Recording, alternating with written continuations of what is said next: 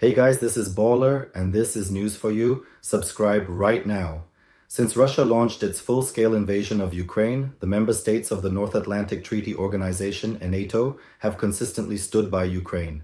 They have shown their solidarity in a range of ways, including by supplying crucial military aid packages that have enabled Ukraine to resist repeated Russian offensives.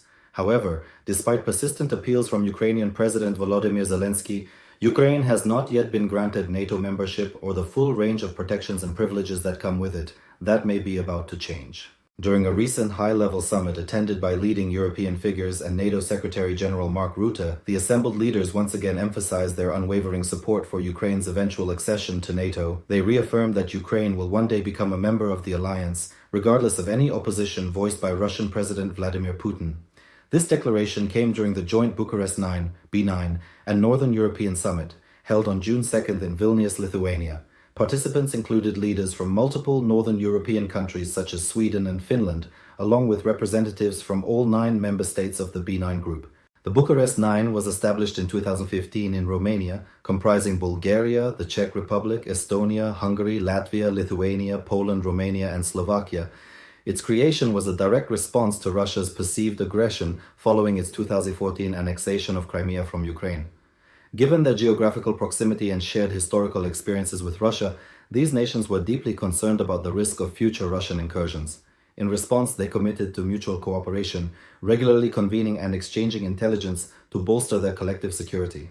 This particular summit aimed to synchronize the security postures of the B9 and Northern European nations, enhance cooperation along NATO's eastern flank, and explore ways to continue supporting Ukraine in anticipation of the upcoming NATO summit in The Hague, scheduled for June 24-26. President Zelensky was present at the summit, and Ukraine's future was central to the discussions. Following Zelensky's remarks and intergovernmental consultations, the B9 and Northern European leaders reached full consensus. They pledged to maintain and deepen their political, military, economic, and humanitarian support for Ukraine, with the overarching goal of achieving lasting peace in the region. The summit was co-chaired by Lithuanian President Gitanas Nausėda, Polish President Andrzej Duda, and Romanian President Klaus Iohannis.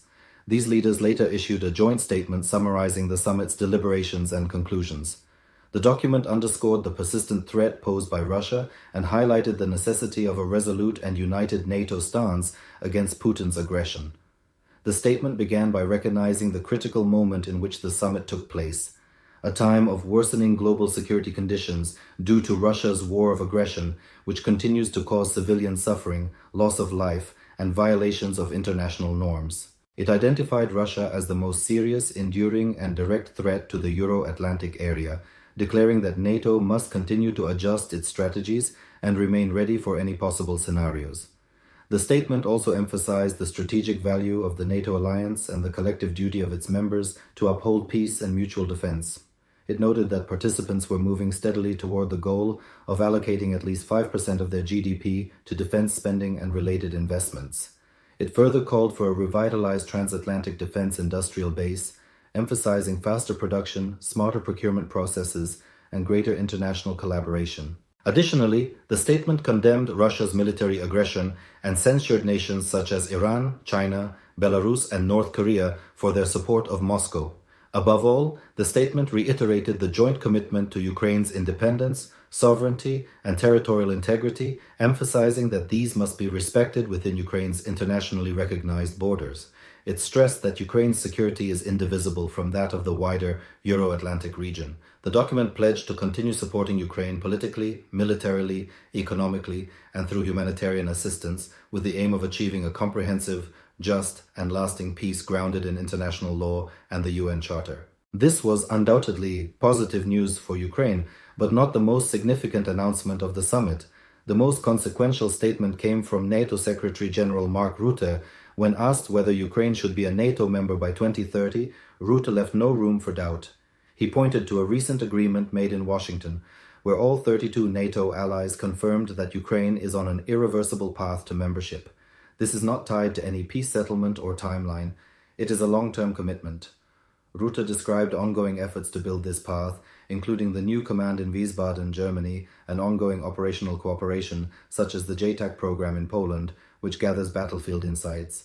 These developments underscore the depth of NATO's engagement with Ukraine. Such a clear and unequivocal statement sends a powerful message to the Kremlin and Vladimir Putin. Putin has long warned against Ukrainian NATO membership, claiming it would place hostile forces unacceptably close to Russia's borders. He has even cited NATO expansion as a principal motive behind the invasion of Ukraine. In a February 2022 speech just before the invasion, Putin cautioned that if Ukraine were to join NATO and try to retake Crimea by force, European countries would be dragged into a war with Russia. He acknowledged NATO's military superiority, but threatened that Russia's nuclear capabilities would make such a conflict catastrophic and unwinnable. Since the beginning of discussions around peace negotiations or potential ceasefires, Putin has consistently demanded that Ukraine be permanently excluded from NATO. In June 2024, he put forward a so-called peace proposal, stipulating that Ukraine must withdraw from the Donetsk and Luhansk People's Republics, as well as from the Zaporizhia and Kherson regions. He further demanded Ukraine's neutrality, non-alignment, and demilitarization, along with a written guarantee from Western powers that NATO would not expand further east. Such terms are essentially aimed at blocking NATO membership for Ukraine and other interested nations like Georgia, Moldova, and Bosnia and Herzegovina. Putin also wants Ukraine declared neutral, detached from any military alliances with Western powers, to ensure it cannot be used as a platform against Russia in the future. It's clear why Putin insists on these conditions. Ukraine joining NATO would constitute a significant personal and strategic defeat. He regards NATO as a major threat to Russia's future, and Ukraine's membership would further encircle Russia with NATO allies. With Sweden and Finland joining in April 2023 and March 2024 respectively, NATO's presence near Russia's borders continues to grow, increasing pressure on the Kremlin and narrowing Russia's avenues for future territorial ambitions. For now, Russia appears unwilling to accept any peace arrangement that does not exclude NATO membership for Ukraine. But Secretary General Rutte's remarks make it clear that NATO will not abandon its commitment. Ukraine's membership is no longer a question of if, but when. In fact, NATO first committed to Ukraine's eventual inclusion back in 2008 at the Bucharest summit, a turning point that may have inspired Putin's subsequent actions, including the annexation of Crimea in 2014 and the 2022 invasion. The process of joining NATO can take years. For example, Finland and Sweden applied together in May 2022 and were admitted within 2 years. Montenegro, by contrast, spent around 8 years from its initial invitation to full accession. North Macedonia waited over 20 years after joining the Membership Action Plan, MAP, in 1999 before becoming a full member in 2020. The timeline for Ukraine remains uncertain, especially while the war continues. Accession talks are unlikely until hostilities cease or a formal ceasefire is reached. Still, Zelensky has repeatedly called for Ukraine's fast-tracked membership. In 2022, soon after the invasion, Ukraine formally requested accelerated entry, arguing that it already aligns with NATO's principles and standards. Zelensky even stated in early 2025 that he would step down from the presidency if it would facilitate Ukraine's accession. These remarks followed accusations from former US President Donald Trump, who had labeled Zelensky a dictator for holding off on elections during wartime. Ukraine's eagerness to join NATO is clear, and the Vilnius summit's outcome will be viewed as a major victory in Kyiv. NATO membership would fundamentally change Ukraine's future, offering critical new protections and deepening its ties with Western allies. Chief among these benefits would be Article 5, which holds that an attack on one NATO member is an attack on all, triggering a collective military response. Had Ukraine already been a NATO member in 2022, the Russian invasion would have automatically sparked a broader war with the entire alliance. Given NATO's immense military strength, led by America, the world's most powerful military force, it's likely that Russia would never have dared to invade. Even with increased recruitment and plans to expand its army to 1.5 million troops, Russia's armed forces pale in comparison to NATO's 3.4 million active personnel and vast reserves.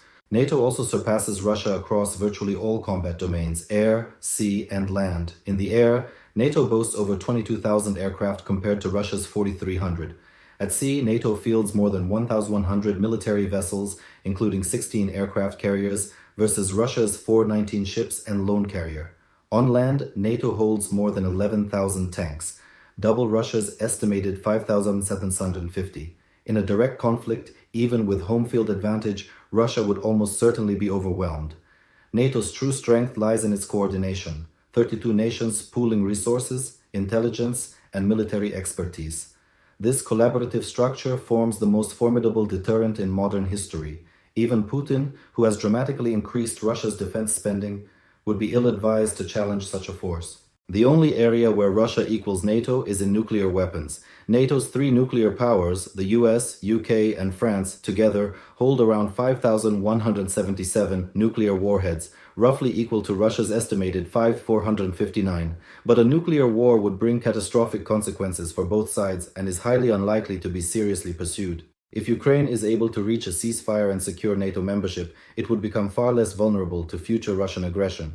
Russia, in turn, would face the reality of NATO nations stretching almost entirely across its western border, from Finland in the north through the Baltics down to Ukraine, leaving only Belarus as a friendly neighbor. NATO membership would also dramatically enhance Ukraine's armed forces, granting access to advanced military technology, strategic intelligence, and NATO standard training. Ukraine would be expected to increase defense spending and modernize its military, improvements that would better prepare it for any future threats.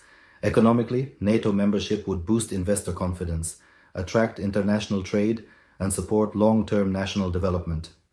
As stability grows, Ukraine could also pursue further integration with institutions like the European Union. In conclusion, NATO membership would bring profound, multi-dimensional benefits to Ukraine. While Russia will continue to oppose this path, NATO must remain resolute in its commitment to welcoming Ukraine into the alliance when the time is right.